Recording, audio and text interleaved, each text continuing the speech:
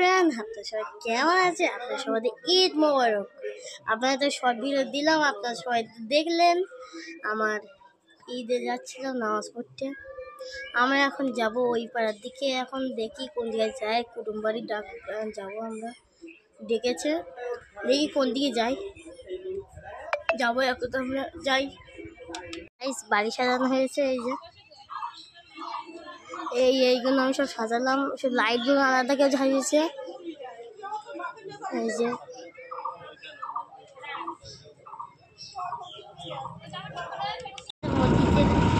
এখানে খড় ছিল, আমরা যাবো।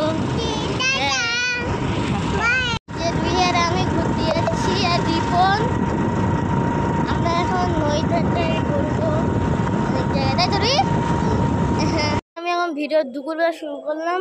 ফোনের চার্জ ছিল না, যেই চার্জে থেকে খুলছি আর ফোন থেকে সুইচ অফ হয়ে গিয়েছিল।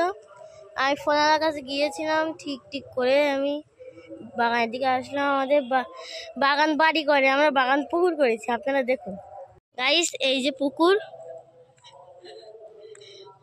ওই ঢিল মেরেছে।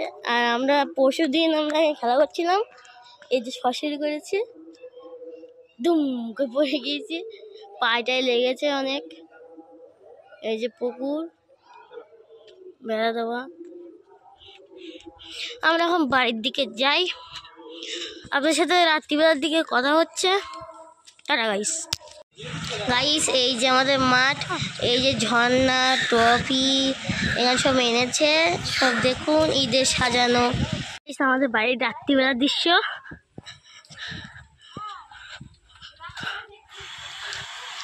এই যে এটাই